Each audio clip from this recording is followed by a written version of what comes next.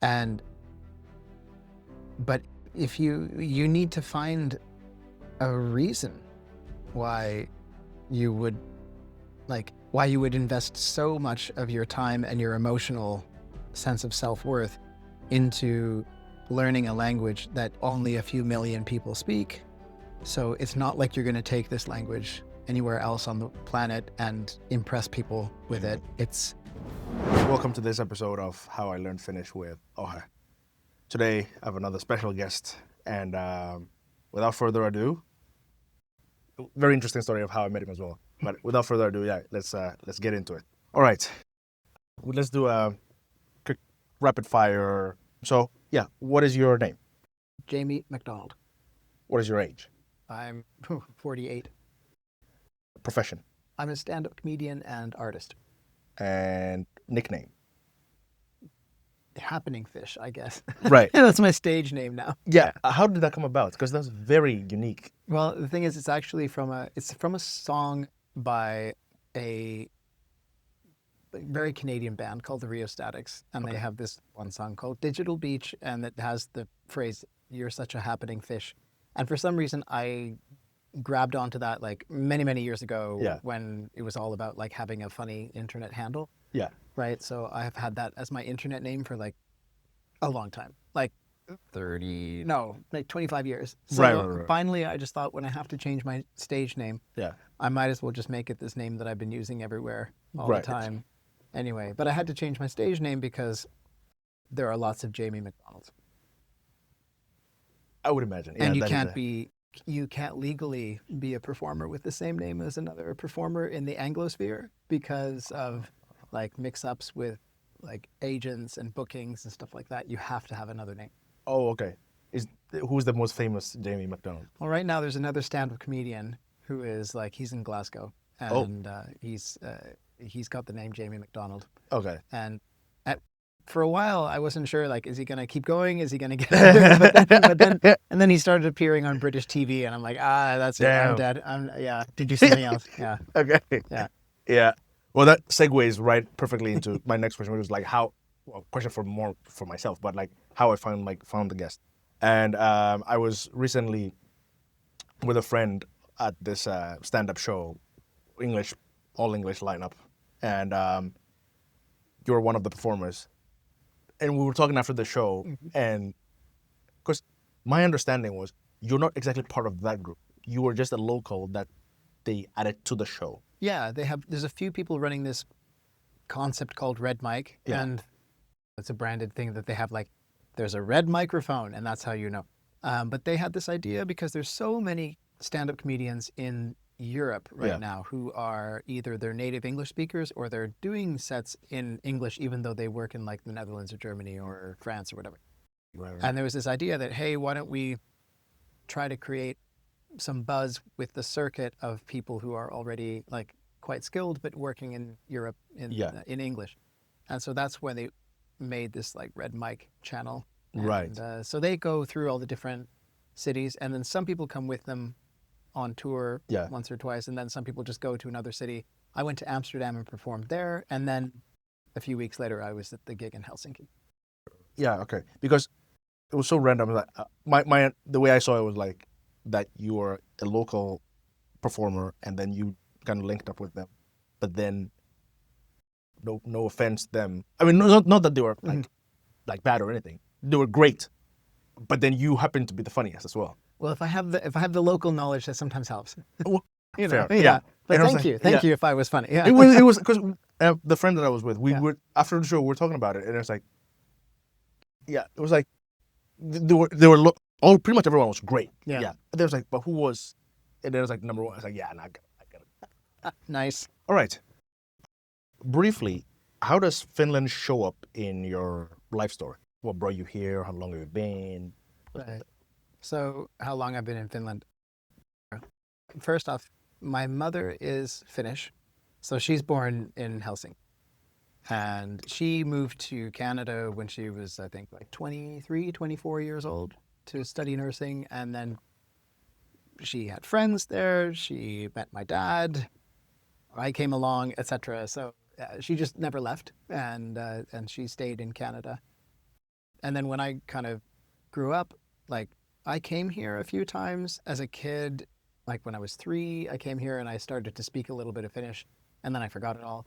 And then I would come again at like 10 years old and have like 3 words of Finnish and that. And then finally, when I came back, like I was like 24, and I came back to Finland after I finished my like bachelor's at the University of Toronto, because I was like, I guess I'll just go abroad for like a year and see what happens. And that was like 20 years ago. So now I'm like, I did the same thing my mom did. I was like, I moved and I got stuck. Wow. Yeah. Okay.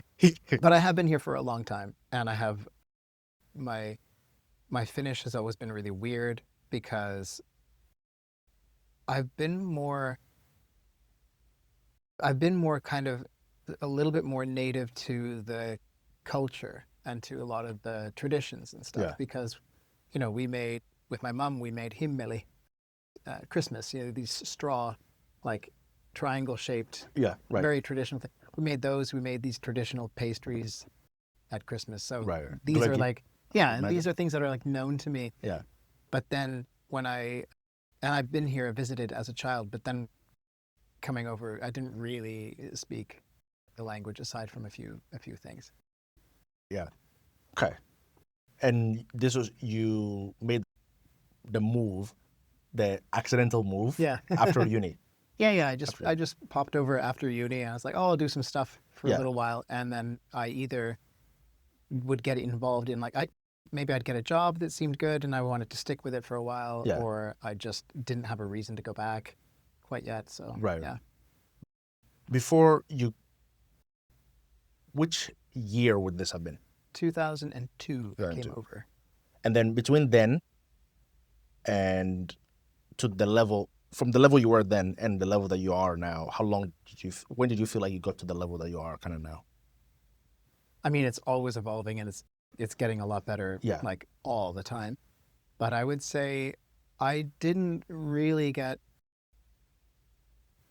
confidently conversational until around 2020, 2021. Okay. So it took quite some time. Very, yeah, and mostly because I had a lot of jobs where I was using English. Like Yeah. I was a English language copywriter. I used to do copywriting for Nokia websites. Wow. Yeah, Okay. that was fun.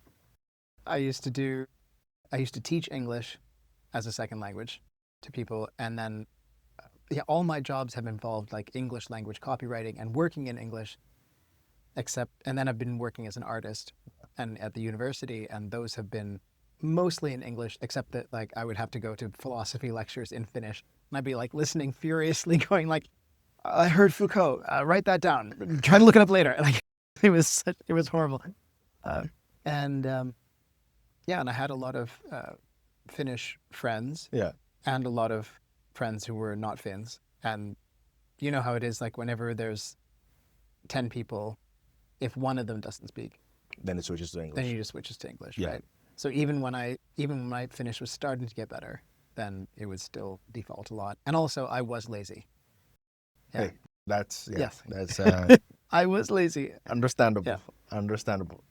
But wait, how's one studying in English mostly, and then all of a sudden you have not one of the easier subjects as well, philosophy, in Finnish? Well, because like it's art studies, so it's Right. like critical theory, just reading, because a lot of these, like especially the French philosophers, well, a lot of philosophers in general have talked about art and aesthetics and ethics and things that a lot of artists like are interested in their work. So they tend to reference this theory or be inspired by the theory. So if you end up getting to know people's work, you end up getting to know like what inspired them and what they were thinking. So yeah, a lot of art studies is philosophy, Right. which is, it has its good points and its bad points, but it's Right. interesting too. Right. Yeah, as a self-professed, very unartistic person, these are all like news to me. So yeah. So initially 02, and then you said you until like 2020-ish was when you kind of got to about this level. Yeah, I would say so. Yeah. And And you said a good chunk of that was because you were lazy, and which is I also had that for a good chunk because in my situation, I came when I was 11, Right. and then I left Finland back to Ghana for high school, and I've done all my education in Finland in English. 5th grade, 6th grade, junior high, uni, So were you at like the international school? international schools. Okay. Yeah. Which schools were you teaching at actually? Oh, I was teaching for Berlitz. So I was teaching adults, Oh, okay, like in Yeah. different like. Gotcha. Yeah, 'cause I was when you said you taught ESL, I was like, oh, I might like English as a second language. I have a friend who taught in English at one of the international schools, but I don't think it was. I'm not sure it was my school. My friend Rebecca. How could I possibly forget her last name?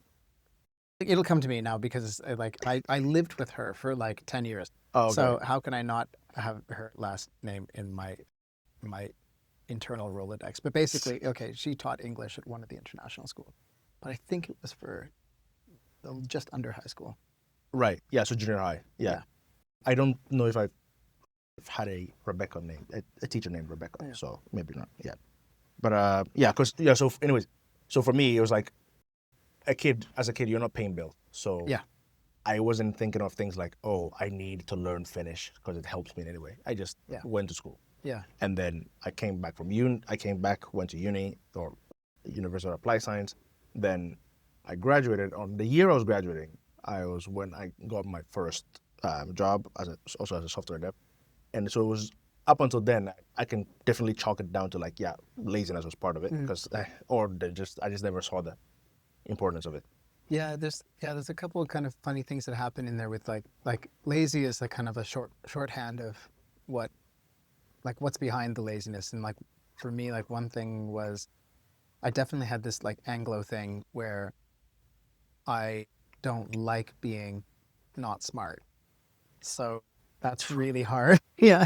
A lot of people who are like really good with their native language, especially I found they go through a real humiliation. And it's very emotional. Like I used to throw tantrums about having to speak Finnish. And then I would see people who were I guess I could, describe people who were not quite as intellectually oriented as I was.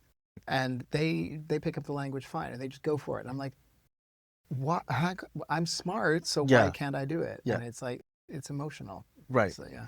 The intellectual orientation thing is, I relate so much, but for me, it was one of those things where it was like, I think one of the quotes I had was like, is it life threatening or is it just ego threatening? Oh, yeah, it's a good one. Yeah, And it's definitely ego threatening. Yeah, It's very, because I'm used to being smart. Yep. What am I doing with Yeah. babbling around like a baby? Yeah. So Like I'm a stand-up comedian, so obviously I love the idea of being smart verbally in front of people.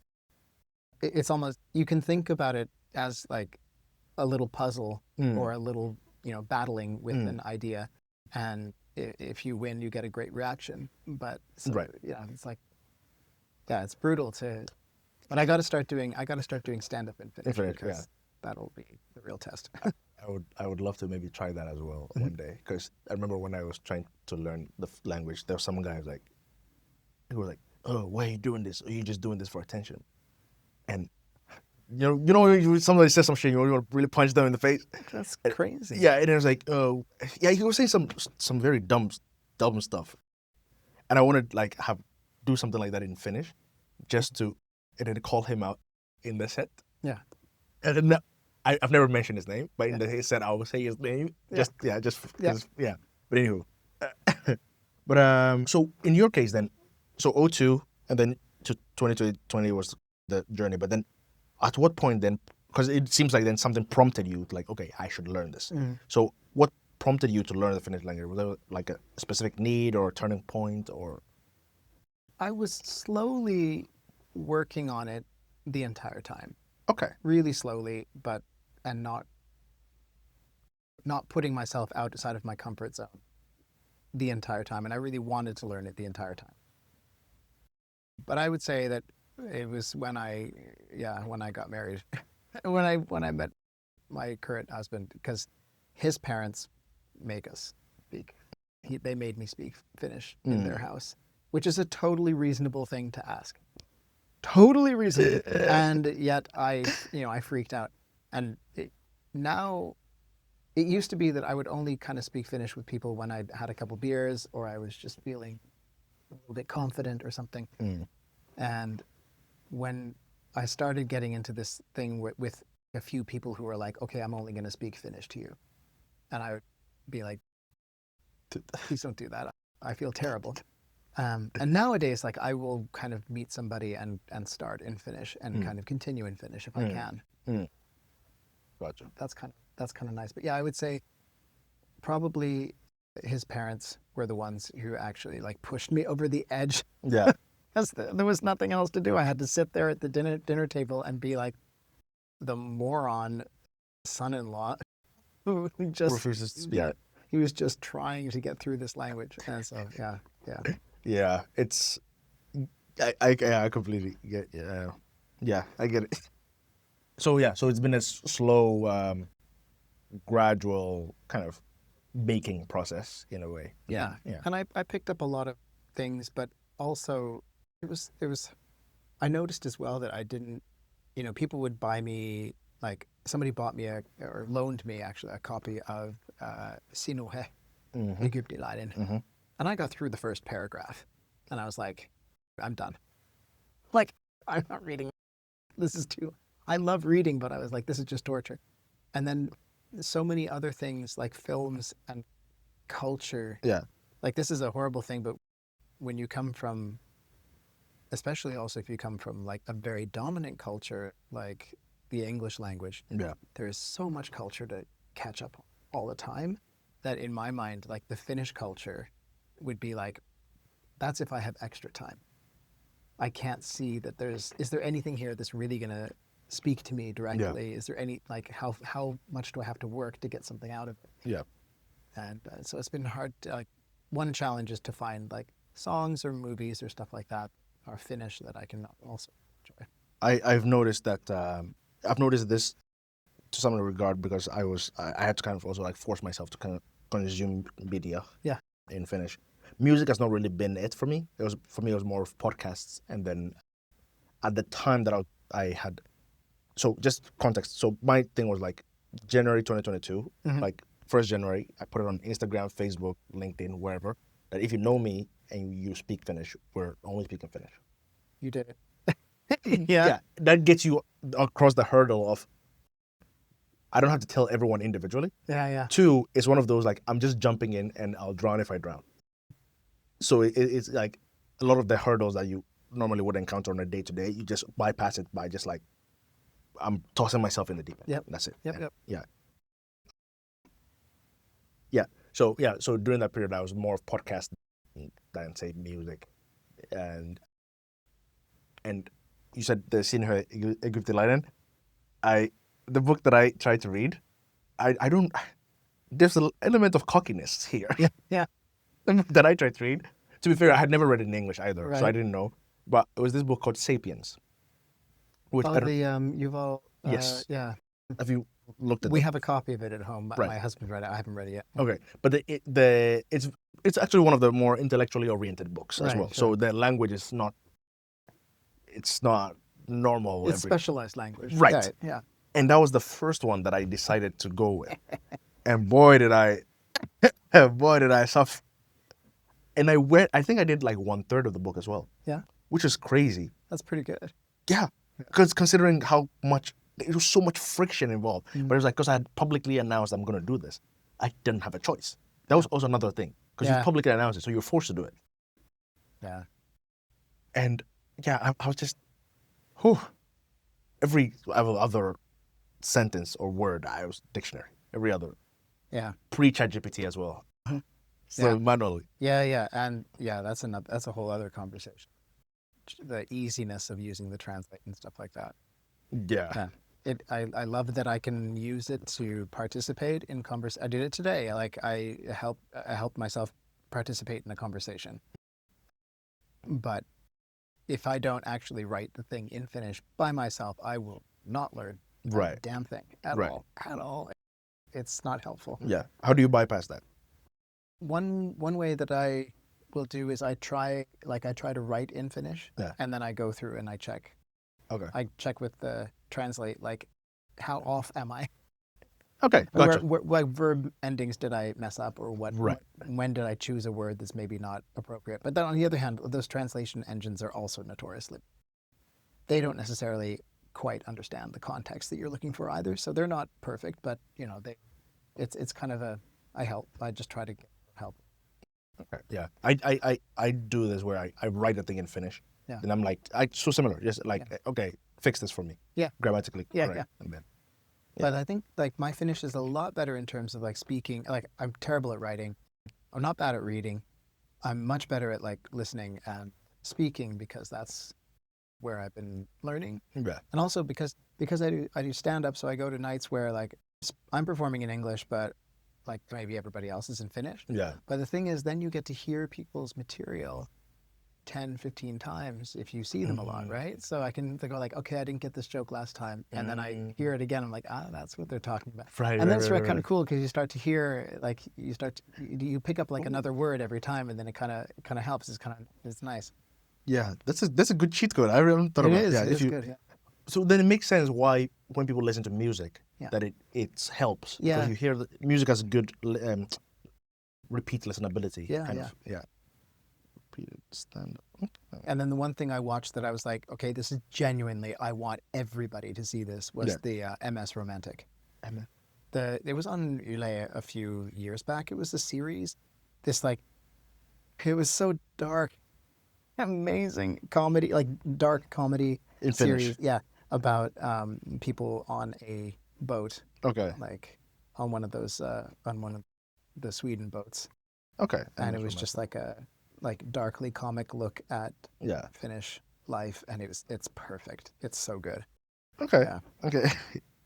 Check that out as well. Okay. So in your learning journey, just walk me through like what do you think worked and what didn't? It's a good question. For me, I kind of I took a lot of classes.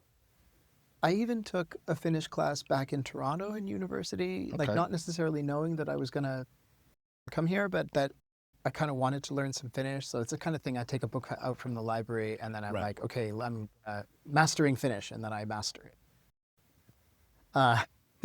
But all of the book learning, all of the classes, this was all odd for me because like all through school, I was a person who did learn from books and did find it easy to pick things up. Yeah. And just practice them and do them because I wanted to. And for some reason, languages were something that I would get into like a little bit and enjoy myself and then not progress very far at all. So all of these exercise books and grammatical rules and classes, they always just kind of leave me depressed and demotivated. I don't know why, but it's not my kind of best way of learning a language, I think. For me, it's just to get over oneself and to kind of learn like a toddler learns, where you hear things and you kind of take it in, and then once in a while you try something new out of your face, and then if nobody corrects you, then you think, maybe I'll try that again. It's just like over time, new words and new formulations can hop up. But it's always, and I used to listen to the radio, the Selko-Suomi, on the radio too, which I could actually, even 10, 15 years ago, I could parse those pretty well. Right. So I had like that level of understanding.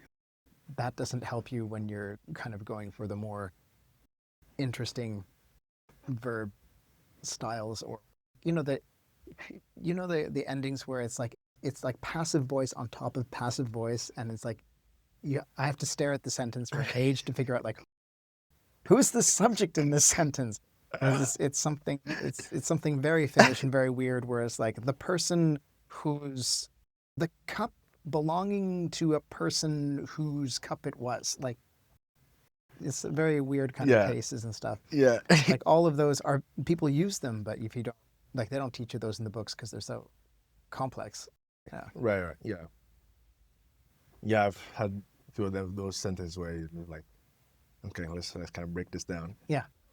this first part said this, Yeah. and the second part said this.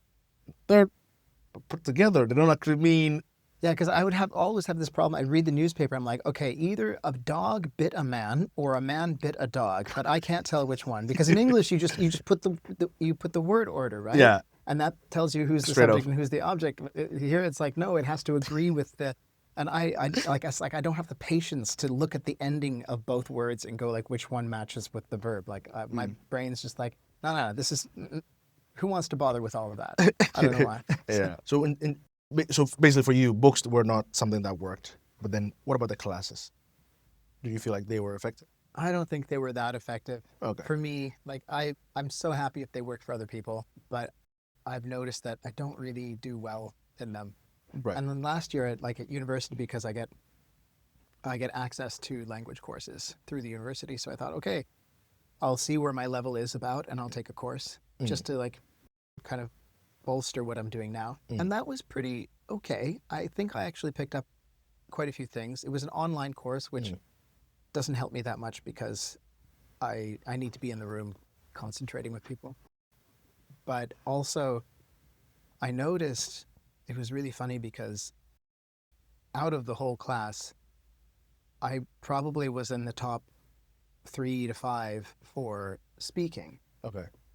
And just sort of fluency and just production of language. And then somebody would say like, well, then would come up a question like, how do you say this? Or how do you like, what case does this verb take? Yeah. And I would be like, I have no idea. Yeah. I have no idea. I only know what sounds right and what doesn't because I picked it up like a kid. Yeah. Yeah. I think that was one of the effects of me doing it the way that I did it as well. Yeah. That now I'm like, when I'll have a guest on, and then for example, I had Deborah on, and then she was saying something like, she would tell the rule of something. And then I'm like, I'm glad she didn't ask me further questions because I don't know I just know what sounds okay. Yeah. And it's like, yeah, so I completely understand. Which is odd because like I know the rules in English. Yeah. I'm okay with the rules in English. I enjoy the grammar rules in English. Yeah. But in Finnish, they seem very daunting. Yeah. But I think in that regard, I think because you taught English as well, so that probably helps you qualify and quantify the English language as well. Yeah, like I have my BA in Toronto was like in English literature. Okay. Yeah. So yeah, and having a job as a copywriter is basically like proofreading and correcting People's English. Yeah. Or helping people understand exactly what their usage is saying. Yeah. Because one thing that I've noticed is that when I ask natives about why something is the way they don't really know why. But then for somebody in your position who, with English, you've studied it at that level, then you can probably like verbalize why something is the way it is. Yeah. And if you I know what a gerundive case is in English, so I understand what it's supposed to be in Finnish, but I don't want to think about it. This is such a weird coincidence. The gerund is my favorite example to use when I talk about this concept. Yeah. And I'm like, a lot of people would not know what it is, but it's basically when a word has ing and you think it's a verb, but it's actually a noun. And that's whenever I talk about this concept, that's the exact example. So this is so funny that you said the exact same thing. Yeah. What resources did you use, and were there any that surprised you, or how like useful they were, and also useless? I've used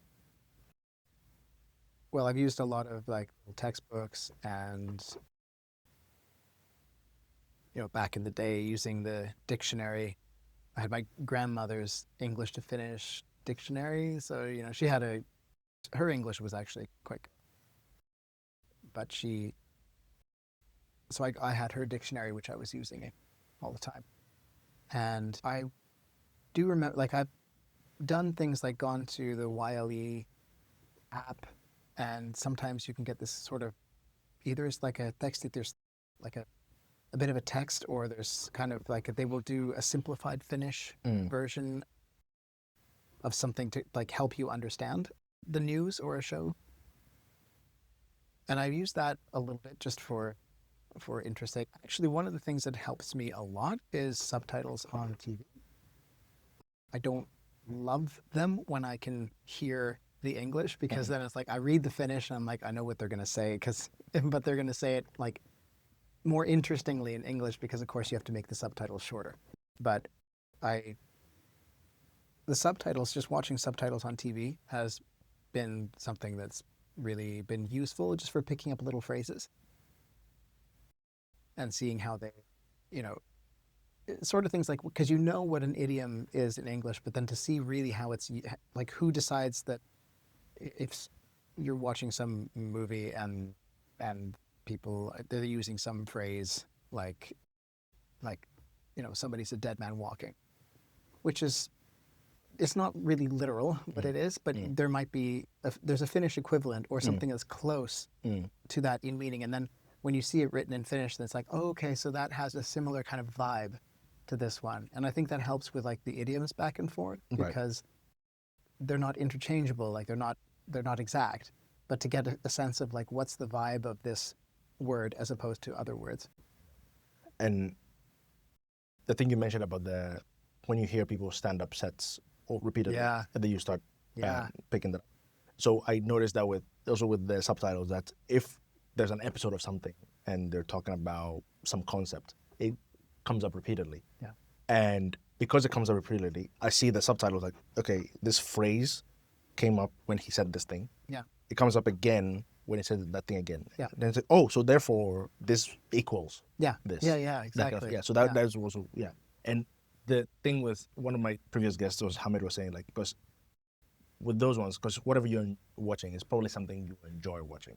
Yeah. So that's also like a huge boost in the learning, that it's not stressful, and it's like there's like the good hormones are produced in the brain. That's true. That reminds me as well. Like for the longest time, like I had like a really weirdly anatomical, you know, like I could barely tell you what the weather was outside, but I could talk about like my selkäranka, and like because I did a lot of yoga and a lot of dance classes, you know, in a theater degree, and so a lot of these were run in Finnish, and I would follow along physically, but then also be picking up verbally what they were talking about. So like this, "Mitä sisään," and like all this kind of stuff would be like, I would understand what it was from the context.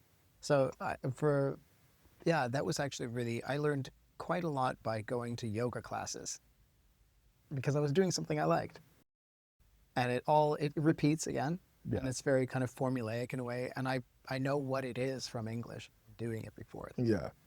It's I think one of those that I didn't necessarily think of when I was doing my learning, but as he said it, it's like, I think, because for example with podcasts, for me, I tell people to listen to podcasts, but then it's kind of odd if the person isn't someone who enjoys podcasts. Yeah. So then for me, I enjoy podcasts. I grew up in a household where my grandma had the radio on in the background all the time. Yeah, I love radio. I listen to Radio Helsinki all the time in my car. Like, for instance, the only radio station that's on is Radio Helsinki. Okay. And I shock myself by like, I listened to like an entire interview. Like, but I understood the whole thing. So what's happening here? It's like, damn, it might actually be good. Shoot. Yeah. What resources did you find were useless? For me, in general, a lot of the courses are not so useful. A lot of the learning books are not so useful. I don't know what it is about them. Either it's that like my brain is too fried by social media to want like these, this instant kind of way of doing things. Yeah. Or maybe it's just not the kind of learner that I was for language, but they never worked for me. And I feel kind of bad because it was always, and this idea that you're supposed to be like at a B2 level or a C1 or an A, all of those. Mm-hmm. How on earth do you put a level on somebody's language? Right. It's like either you can be understood or you can't. Fair point.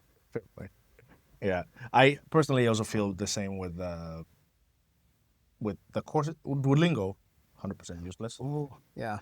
And in my opinion, I don't know what you think about that. I think I did some Swedish with it. It's fun, but I didn't do the Finnish with it because I was like, this will just frustrate me.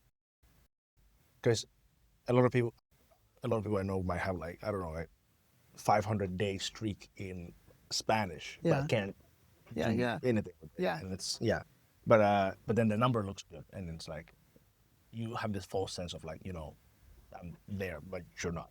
Yeah, but I feel like there's, because I also grew up in Canada where we all studied French in English Canada. And we studied it from like grade 4 up until like mandatory, at least like grade 10.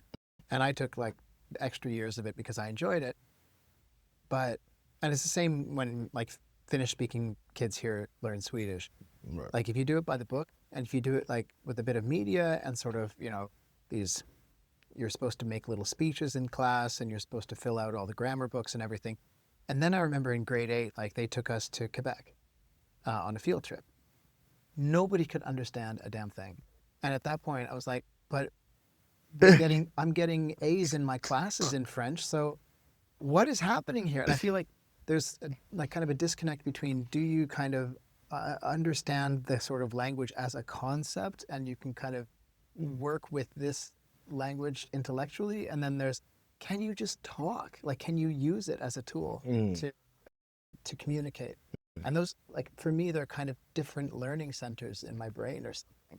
That's a very silly thing to say because it's not backed up by any science, but it feels like that. This is all feelings, no facts. All feelings, no facts on this show. But that's the feeling I have, is that it's possible for me to memorize and enjoy a language like I was enjoying memorizing Magic the Gathering cards or something. If I did that, then to use it is more like, can you skateboard? You know, can you actually like physically and in real time? That's actually very good. Yeah, that's a very good. Yeah, because you can learn all about how to do a kickflip, but then like, can you do it? Yeah. Right. That's it. Yeah. Fair. What observations have you made about other people learning? A lot of Anglos are very slow, and I'm always shocked when there's somebody who's like a native English speaker who's really good in Finnish. Right. Like I'm like, wow, you broke the code. Like, so what other observations about people learning? I feel like a lot of people do suffer quite a lot. And I think a lot of us are kind of trying to learn alone. I mean, and you have to do it. Like, it's you who has to do it, but it feels like a very kind of solitary thing, even though I have a lot of friends who are learning Finnish. Right. And some friends who are around the same level as myself, but for some reason, like, we don't like share help or anything like that, which is kind of an interesting. And also the accent is really hard for pronunciation. For most people. I got a free pass because I learned how to speak it as a little kid. And even though I forgot it, I didn't forget the sound. My accent sounds way better than my actual Finnish is. Now that you say this, because you said that in your set. Yeah, you said that in your set. That's true. That because you sound like you should know how to speak it. Yeah. When you speak and it sounds not, and what you're saying is not exactly correct. Yeah. Then I forgot how the joke went. Ainutlaatuinen aivoinfarkti. Like this very unique sort of stroke that somebody's had. Yeah, because I sound good, but I can't produce language. But that part related. I related to. That's why I remember. I related exactly to that because I came also when I was 11. So you picked up the sound. The sounds very well. Yeah. So when I talked, I remember there's a clip that I have on my TikTok because when I was trying to relocate, I called the landlord on the phone, and then later we had a video call, and then he was like, "Wait, I thought you were Finnish." It's like, and I was like, so I completely relate to that element of the But I also love listening to I love listening to people speak Finnish with an accent. And that's one thing I really wish we saw on TV and on radio more. I want to hear more accented Finnish. Ooh. Because I think it's kind of a shame that we have people. I've seen a few things on like morning news where there's somebody being interviewed and their Finnish is like, it's good enough to be there, but it's heavily accented. Yeah. And in English, we are so used to everybody speaking it at whatever language, like whatever level they've got right now. Yeah, and we do our best to like make sense it work. Yeah, and we just go like, hey, this person's doing their best and they're amazing for speaking English. But I think Finns are really not used to hearing people From the speak media. it differently because they get very impatient. You know, they're like, Right. oh, just say it in English, and you know, Yeah. yeah, That was good that you mentioned that. That was one of the things that I feel like with the way I did it, it requires a lot of certain personality traits to be able to do it. Because when somebody's like, just say it in English, my attitude is like, F you. Yeah. You're going to sit through this. I'm going to say it in however I'm going to say it. And it was so weird because it's like I have a people pleasing tendency. So my normal is like, when you say that, I would. But the Finnish version of me is like, nah, we ain't going to do that. We ain't going to do that. yeah. Because I remember one specific car ride where I was trying to explain something to my friend Nama. Shout out Nama. And then he was like, just say it in English. It was like, in my head, I was like, I don't think I will. I just continue to finish. Amazing. Oh, do you have any hot takes, by the way? About Finnish language or Yeah. Finn people Just Finnish. the learning of Finnish language. One hot take is that adult English-speaking people who have been here for multiple decades and can't have a conversation in Finnish are big babies and they need to get over themselves. Heard it here first. I need to add this question to my what is your hot take? Because you know the show Subway Takes? Yeah, I love it. I've been thinking of love doing him that so in much. Helsinki. Oh yeah, Yeah. On the orange metro. Yeah. One of my favorite card games as well is a game called Hot Takes. I don't know Yeah, if you've played it I haven't before. played it. No. Okay. But yeah, it's are there any surprising or unconventional things that you did that most people might not think of? Stand-up comedy is definitely one. Stand-up comedy and yoga are kind of unusual ways to learn language. I've done some really silly things, but I think those are the ones that have really been kind of unusual. And I suppose the dance, because that Yeah. goes with the yoga, I guess, in a way. And I tried a lot of things. Like I started projects where I'm like, I'm going to read this book and circle every word and look it up. Or I'm going to only speak Finnish on Tuesdays.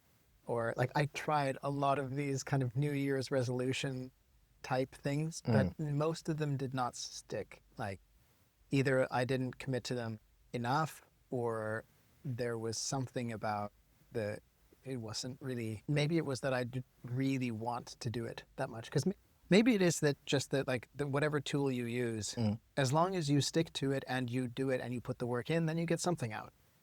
But if you just kind of wish for the tool to do the work, then it Right. doesn't happen. That's my theory. That's what I tell people about taking courses. People think that this is not like going to biology class. You can't just go to biology class and then achieve the goal of passing the test and that's all you need. It's more than that. The tool is not gonna, like you said, the tool is not gonna do that thing for you. Yeah, you have to run your brain through the factory line basically, and yeah. But when you say this finish on Tuesdays thing, this actually sounds pretty. I feel like this is a great place for somebody to start. Yeah, if that kind of thing works for them. Yeah. I think like I had to, at that point, it was something like my husband was also like, hey, we're only going to speak Finnish on Tuesdays. And I'm like, okay, I hate this idea. And then I was still kind of emotionally in this place where I hated the humiliation. But I think now I would possibly be more into it. I'm scared. I'm really scared of the idea of just saying to everybody, look, if you know me and you speak Finnish, just let's do Finnish.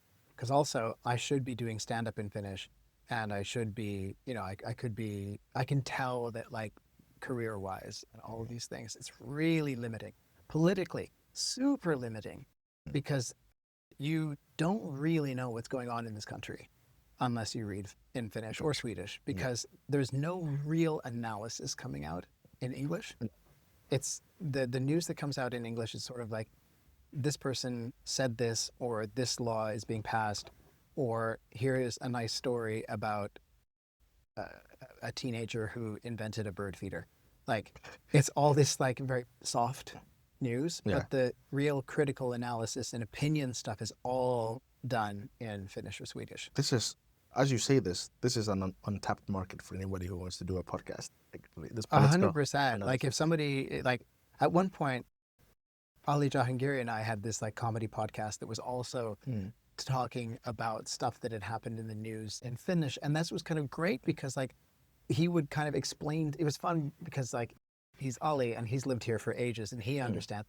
And I'm like the half Finnish who doesn't really get it. So he's like explaining Finland to me. And so, but he'd be explaining like what's in the news and doing the commentary. And then COVID happened and we stopped doing that podcast. But it's a really, really, really great idea for somebody to do like real independent analysis, because I think like Wiley, they do a really good job with what they do, but they have limited resources to be like chasing everything really out there. And also they have to be very neutral in their, well, whatever counts as neutral. They have a mandate to do the news in a particular way. Right. Okay, so stand-up comedy and then the yoga was the unconventional things. Yeah. And did you want to say something? No, I'm good. Think about that. What are the passive things that you did? Or basically, this question I kind of struggle with a little bit, but things that have already been set up or they just happen to be in a certain way that have helped you. Right, so like the passive, the way that things are set up so that it would help. One of the most, I don't know if this is exactly passive, but the fact that there are a lot of environments where people can rescue you in English, but they don't, is one thing. Like being in a class where it's basically all in Finnish or something like that. Or being in a movie theater where, you know, if it's a Finnish film, and even if there's subtitles also in Finnish or in Swedish, then it's like, that's kind of a thing. But there's something about like the way that Finns are very proud of their language and very, not necessarily like overly protective of their language, but they are protective, and they do want to like keep it growing and living like very proactively. But somehow like the pride in the language, I think here helps motivate you to get involved in that, and also to understand that this is like, it's a very serious and personal thing for your friends and loved ones who are Finnish here, that you can take part in this society. Right. I don't know if that's a great answer, but but I mean, if I'm just like, so basically the pride that Finns have in the language helps you along in a way. I think so. Yeah. Right. What about the active things that you did? So did you have like a study routine, speaking habit, things that you were like, we're doing this? Yeah, I had lots of like routines and habits that lasted all of 3 weeks. So basically the habit that I picked up that now really works for me is that if I meet somebody new and they're Finnish, I don't start with English anymore. I start with Finnish. I don't know how long I'm going to have to talk to them. It could be just, you know, ordering a coffee. I was sat on a plane going, where were we going? Flying back from, I think it was Budapest or Vienna. And I was sat next to this guy who was going to Oulu, and he's like 20 something and he's chatty. And I'm like, chatty guy in Finland, but we just spoke in Finnish the entire time. And it was like, you know, an hour and a half flight. We just never switched to English. We just talked the entire flight. Yeah. And I was like, that never happened. But I thought, like, once I'd started in Finnish, I couldn't stop and switch because it was still, you know, I was still going at enough pace that I'm like, I can't flip over now. Yeah, but that's probably the most useful kind of habit that I have now is starting in Finnish whenever possible. Gotcha. Okay. What about like, did you make what conscious changes did you make in your life that made it easier to practice than to not practice? I think this one definitely falls in there. Yeah. The one you just said. Yeah. What other things that conscious changes you made that makes it easier to practice than to not? I think it was like, a lot of it was kind of like an attitude shift of just consciously not wanting to be such a like such a little weakling about it, you know, like not to be so in my feelings about it, and not to worry. Of course, that showed up more with practice. Like the more that I do practice, the better it feels, and so I don't have these like really, I have to throw myself off a bridge every time I start speaking Finnish. But just kind of consciously also going like, hey, it's not a big deal. You can just do it. Yeah. One thing that like didn't help actually now is that because we have a toddler who's 3, and for a while I was just switching up English and Finnish with him because he speaks languages, and of course we watch like shows in Finnish and we read books in Finnish, but then it kind of came down through the pipeline that we should really kind of keep our languages separate for him. And it helps him a lot if I only speak English to him and my husband only speaks Finnish to him. So we do that like 99% of the time. Gotcha. It's one or the other. Yeah. Even if he speaks to me in Finnish, I'll answer him in English, and then he can even speak to me in Finnish, but I will answer him in English, just so that like he understands how separate they are. And that kind of slowed down my Finnish a bit because I was actually practicing with my kid, which is also not necessarily what you like. As a child, you want to hear somebody who is speaking fluently. Yeah. You don't want to have somebody who's not better than you. Gotcha. Okay. Actually, there's an element that I kind of forgot. So we kind of went straight to the part where you already kind of, when you hear things, you kind of understand them, and then you were already able to kind of force out words and stuff like that. Yeah. But the gap between beginner to getting there, like where did you get vocabulary? Where did you get? Yeah, I think vocabulary and grammar at the beginning. Like, how did you work on those? I had a super baby vocabulary when I arrived, so I already like these really funny words too, because they're like aku, anka, mikihiri, roopaseta, jäätelö, peruna. Like, yeah, they were really, these are words that I knew. Hyvä yötä. Like, these were things that I knew all my life. But when I came here, like I couldn't produce the difference between ah and ah. Oh, okay. I could hear almost everything else. I could not hear double consonants unless they were very obvious. Very strong, yeah. Yeah. And it took me a long time to hear double letters really properly, and a long time. I still mess them up. And I still sometimes, when I'm talking, I mess up ah and ah. Like my it's like 2 pathways, and sometimes I just go down the wrong one. Wrong one, yeah. The rest of them I don't have so much of a problem differentiating. But actually, I remember like over many years of listening to Finnish, like first I couldn't even tell where one word ended and the next one began, because you just hear this, like all these sounds and K's and L's and all these just repeating kind of sounds. And then I remember when I could start to actually parse what the words were, and how many words were in a phrase, or I could look at a street sign and like if it's something, I don't know, Kuutamotie, like understanding what all blocks were and understanding what were the basic parts of the word. Like I remember also discovering that I thought that Finnish place names were like really magical and beautiful, and then I realized that like Järvenpää is like lakehead. Oh, right. Joensuu is river mouth. It's like, it's exactly the same as everywhere on earth. Everywhere has like these place names that just describe what the thing is. Yeah, and gotcha. I was like, these are just as boring. Yeah. I think when I moved here, first street was this long name, Palovartiantie. Yeah. And then later on I understood it's like, oh, fire, guard, street. Okay. Easy peasy. Yeah. And I remember like I did do a lot of like the sort of basic learning vocabulary, the numbers, how do you talk about, like how do you get all the food. Yeah. The food you pick up pretty quickly because you have to buy groceries. So you have to know the difference between maito and piimä. Right. Like, because you're only going to mess that up once. And then Never you will again. know, and then you will know. Yes.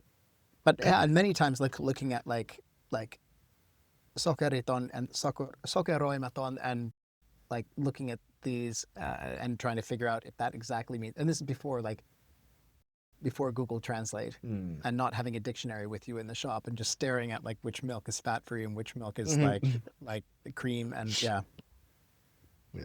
So regarding the how in specific. So regarding the vocabulary, it's like, okay, so by kind of these practical mistakes, and it helps with them. But then did you have a thing where you, I don't know, go through a book and like, okay, these are the words, this is what these words mean, or Yeah, I did that. dictionary and stuff? I would go to. I had lists of words that I would go through. I think Okay. they were kind of like learning vocabulary words, but I would have like lists that I would go through and try to learn, like, the partitive case and stuff like that for these. And then I would try to read newspaper articles and just find a short article and look up all the words that I didn't understand. Or, yeah, I seem to remember a lot too that like you pick up 200 or so words really quickly because they're the sort of the practical things of like, I'm going to the Torre, like all of these, or I was just at the South, when you have those like first 200 words, you can actually get quite far. Like you can do a lot with that.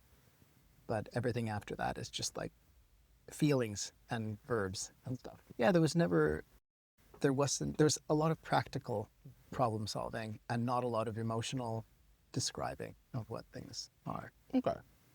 The words that you used to go through, besides the newspaper that you would get them from, where else were you getting those words from? There were some books I tried to read, and like Aku Anka cartoons, and also doing things like official documentation, like trying to go through, like you get something from the Vero, and you're like, okay, because they didn't do any service in English back then. So you just kind of go through and go like, well, what's all this stuff? And eventually take it to a Finn and go like, please, just Help tell me me. out. Yeah. Gotcha.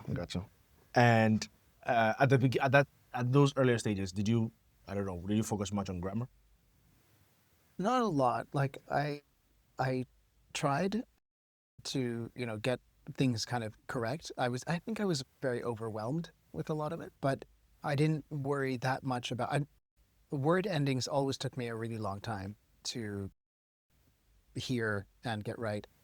And so I would just kind of focus on getting the right words in some kind of out state so that people would be able to, that I would be able to communicate some. I also remember now that I mention it, because I studied theater and I've seen a lot of plays in English, and there's a lot of stuff that gets translated into Finnish here. I would go to something like Who's Afraid of Virginia Woolf, but in Finnish. And because I knew the play so well, having studied it in literature class and also as scenes, I kind of knew like what the lines were basically. So I could go to the theater if there was something in translation, and I would know exactly where we were in the text, just from the acting and from a few words here and there. And that was actually kind of wild. I've realized that integration is like a huge factor in, at least with most of the guests I've talked to, and then also in my case. How have you integrated yourself into Finland? And do you have any group in your life that you could force to speak Finnish with you that helped? Yeah. I mean, the family. Yeah. I mean, the family that I married into. Yes. I have family here, Right. in Porvoo, but we don't really speak Finnish that much. We speak a bit more Finnish now, but we also don't hang out that much. So that didn't quite advance my Finnish that much at all. But integration is like first off, because I'm half Finnish, I could basically declare my citizenship pretty early without having to do the language test. So I already had like this kind of, I'm integrated in the sense of like I'm legally integrated in Finland. Yeah, very, very quickly. Yeah. And one thing that actually has been like an integration thing is like now that I have a kid, I have a Finnish kid who is going to Finnish school and is doing Finnish holidays with other Finnish parents. And so that's a big thing, is to kind of get involved with whatever kind of community. And I guess I've also been very involved in like the LGBTQ community here. So that's like another community that you can kind of get into. Because the whole Finnish speaking community isn't really a community that you can like knock on the door and say, hey, let's speak Finnish. Like it's not a fun club. It's just a living your life and then through that. Yeah. Right. Yeah. Gotcha. So, but yeah, like I was like the integration that really gets me is like the looking at the tabloids in the Alepa and not knowing or caring who is on the cover in some scandal. Like it's some Julkis, and I'm like, I don't know who that is, and I don't care. Like this kind of, I don't know the things that everybody like passively knows. Yeah. I would have to go and study like who is a celebrity, and that is, if you watch like Finnish like Survivor, I don't know who anybody is. I don't. I'm not interested. So like, what am I going to do? Am I going to just like, if I consumed Finnish media all the time, I probably would get to know who everybody is. But it's worse like to actually kind of study those sort of things, because that's not enjoyable. No, and then you're like kind of like, you're like the alien in a room who's, oh, humans enjoy this. And you're like, you write it down so that you can like blend in. You know, how do you do, fellow kids? Like, it's like you're not supposed to study it. You're supposed to not want to know this, but you know it anyway. Just passively. Yeah. It's like, I don't want to know who Nickelback are, but I have no choice. Yeah. From your experience, when people don't succeed at learning Finnish, what has usually been? The reason I think most of the time is not being willing to put themselves out of their comfort zone and not prioritizing that they should learn the language. You can get along in English so well here, really well, like perfectly fine. I know people who will live out the rest of their lives not really speaking Finnish, and they're English speakers and they live here. But if you need to find a reason why you would invest so much of your time and your emotional sense of self-worth into learning a language that only a few million people speak. So it's not like you're going to take this language anywhere else on the planet and impress people with it. It's and it's not like Finnish poetry is known around the world and that you can be like a world-class scholar on that or something, because Finns are already doing that. But it's you have to have a reason to actually want to be here, you know, with the culture that you're in, pretty much. Yeah. I think I've noticed like a lot of people have this where I'm only here for a while. I had that. I thought I didn't know how long I was here. Yeah. I didn't buy books for a really long time because I didn't want to accumulate like a whole bookshelf. And then at some point, it's like, I'm still here. I'm buying books. So what do you feel like you did that others don't? I'm actually very slow. So mostly I'm watching people go like, oh, I did it. And I'm like, oh, that could be me. But, you know, after like, for the whole thing of like taking the plunge is just, my friends who haven't done it, they just have not taken the time to put themselves out of their comfort zone and just go for it. And that was kind of done to me by my in-laws, but once I got like a little momentum, I feel a lot better with it. Yeah. I'm all for how do I put this? Bullying. You took the words right out of my mouth. Yeah. Bullying people into success. Yes. I'm all for that. Yeah. There's a lady online, Cody Sanchez, I think her name is. Yeah, it's like bully your friends into success. Yeah. It's I'm all for that. Yeah. But when you said that what you said, there's something that I'll pick out of that, which is that changing your mind. Mm-hmm. Because you said you were here for a long time before, and then you said you do it really slowly. But I feel like it was more of at some point you decided to just change your mind about things. And that's one of the things that as we grow older, we are less and less inclined to do. Mm-hmm. So I think that's a huge factor in why you were able to get achieve this goal. Because if you hadn't, Yeah, but also when you get older, it's like there are maybe there's like, you know, there's you get sort of limited in the ways that you can change your life trajectory. So in some ways, you know, like when you're young, you can make all kinds of decisions that take you anywhere. Yeah. And when you're older, you have like responsibilities and you can't really go so many places. But on the other hand, if I'm here and if I start working a lot more in Finnish, that opens up a lot of doors. And that means that I can do a lot of things really differently. And also when the older I get, the less worked up I get about what other people think. So I don't, That's actually pretty common. I'm People, waiting for the day I get. no, it's like, you're like 20s and 30s are kind of like great, but like very anxious. And then 40s is kind of like, oh, I guess I know what I'm doing. And then 50, I've heard, is like, I no longer have any fucks to give. I'm so happy. And Right. then like I've heard, it just gets better after that in I wish I terms of could like, achieve that right now. yeah, not worrying about, like, not constantly thinking like, am I enough? Am I enough? Yeah. And just like, okay, I'm just gonna do this. Right. Gotcha. You start running out of time. You're just like, I gotta do this now, or just shut up. You know? Yeah. Like, Yeah. So let's start with speaking. How did you practice? open your mouth and keep going. Just keep going. If the sentence is messing up, just keep going, no And matter what. As in like talking to Yeah, people. talk to people. Yeah, always talk. Like, always practice it, because you can't learn it by any other means except for speaking. In the earlier parts of that journey, how do you do this when you don't have much words? You pick your context as well. Like, if you're going into a shop, Yeah. you can probably do what's needed in the shop.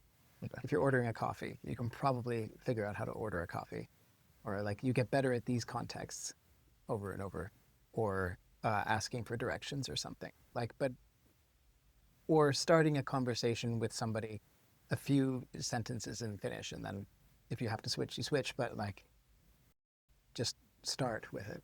Okay. Listening comprehension. Yeah. How do you Radio is so good, because if you listen to the news, you might like international news, because you know what the news is anyway from whatever language you're watching the news and reading the news in already, so you know what the news is, and then you listen to it because they speak clearly and they really do enunciate.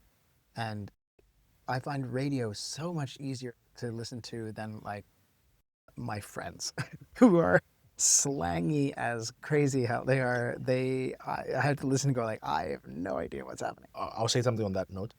When I tell people about just listening to podcasts or radio, they say that, but I don't understand it. Just keep listening. You will at some point start making sense of, oh, this is a word. This is a word. And then you see at some point start seeing where the sentence starts and where the sentence ends. Yeah. And even though you don't understand, Totally. just hear, and then you will start differentiating the difference between the different words and stuff like that. Yeah. And the news is pretty short. You know, it only takes like 5 minutes to hear the main stories of the day. How did you work on grammar? That is a bit of book learning, like looking at like what they actually mean and having it explained to me and context. Yeah. And you kind of need it the least, I think. You can learn to speak without actually understanding why the grammar is what it is. 100%. But some people like to understand the grammar and then construct the sentence. Yeah. But you can learn to communicate without really knowing what the grammar is. And I think, because you said that later on, when you did go and take classes, you found it more beneficial. Yeah, I did. And I feel like if you do this where you kind of just speak, and then you eventually get to a part where you're already speaking, you just need to know how to make it correct. Then when courses with your grammar can actually make sense. So now you're saying the thing, but you know, like, oh, the thing I just said, I could have said it slightly differently. Because now there's actual benefits to it. What about reading? What's my favorite thing to read? I liked the little cartoons in the back of the newspaper, in back of Hesari, like just the daily little cartoons, or like Fokit or something like that. Cool. Yeah, FOK. It's like I think it's in Voimalehti. Okay. Or Fingerpori. Okay. Because actually Fingerpori is great because it's like very short. They're puns, they're jokes, so you have to figure out like what is being like, what's the joke here, what's the twist, and that was like, you don't have to spend a lot of time like reading a whole text, but you end up working with, you have a time to stare at the sentence, the picture, and go like, okay, what's the joke here? What's the twist? And writing. Emails. That's not right. That's not the right way to do it. It's not the right way to do it.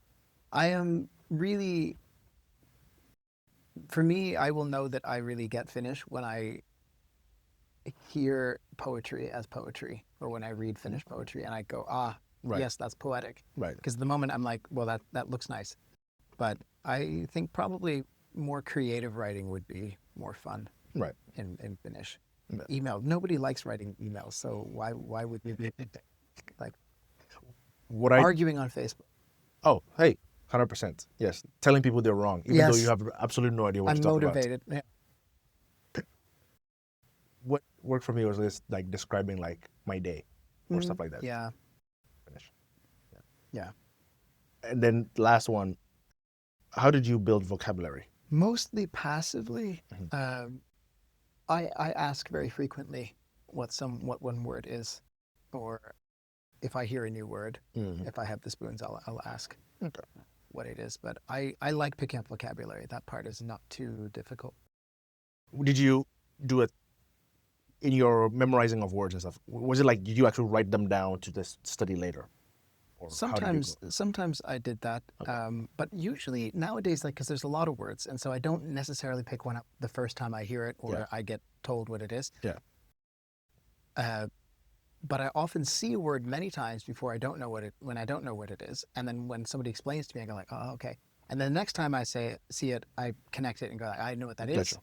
Or I will hear something like a few times and get told what it is, and then ask again and get told what it is, and then ask again. And like the fourth time, it's like, it's in there. Right. But it's just repetition. Gotcha. I'm sure this one you've already answered throughout the thing. Tell me of the times when you found it most difficult to continue chasing the goal. The times it's been most difficult to keep speaking Finnish. I literally had this thing where when my husband and I we were dating then, we were going to go over to his parents' place for dinner. And the first time they made me speak Finnish the whole time, and it was like stressful as heck. It was crazy. Because of course I'm like meeting them. Yeah. And you know, my husband's no help. He's at home, so he's just like, it's Chill. fine. Yeah. He's chill. And what happened like the next 5 times we went over is that I would start like acting cranky the same day or hours earlier, and we'd be like on our way there, and I'd be like, I'm going home. I'm not coming. I don't want to come. I don't feel good. Like just throwing a tantrum basically. Like I hate this. I don't have to go here. Yeah. And then the tantrums got shorter and shorter. And then eventually they kind of stopped happening. And now I don't even feel anxious or bad about the fact that I'm going over and I have to speak Finnish. Like, it's just like, well, that'll happen. Yeah. That's fine. But like, also there were so many, I mean, I have wanted to like give up so many times and just looking at and hearing and being overwhelmed and going like, I can't stand it. But I think I am like maybe motivated by guilt, or maybe motivated like I should be here and really participating. And I'm very motivated by the fact that I feel like a second-class citizen because I cannot participate fully in the civic discourse. Right. I don't know what's happening exactly, and I can tell that I don't know what's happening. Yeah. Gotcha. And I can relate. yeah. And then I also kind of look at my friends who have been here for a long time, or I know who are going to be here for a long time, and they're not going to learn the language. And I'm like, I don't want to be that. Yeah. Gotcha. What words of encouragement do you have for anyone who is fed up? Words of encouragement for someone who's fed up. You suck. Yeah. The bullying. It's not that serious. It's just a language. You can do it. You heard it here. Yeah. And lastly, how has your life become better now that you live now that your version of Finland is a Finland where you speak the language? It's fun. I really enjoy speaking in a second language, actually. It's a great brain puzzle all the time. And I mess up constantly, and I'm left staring out into space constantly, but I really do enjoy it. And I'm really excited about, like my son's watching the Moomins, and he's going to be encountering Finnish literature and culture for the first time in his life at all. But I'm also going to be discovering lots of things that are really important to the people around me, but I haven't really been exposed to. Yeah. And just the finally getting this sense like I don't have to be so solipsistic in my own culture, and I don't have to care only about what the Kardashians are doing or like Stephen Fry's latest audiobook. Yeah. Like there, I love Shakespeare. I could read Shakespeare for the rest of my life, but there's also like a lot out there. Yeah. If you put something into it, you put a lot out. Okay. That's great. That's all for the episode, and very glad you came, you did this, and yeah, I hope you guys get a lot out of this.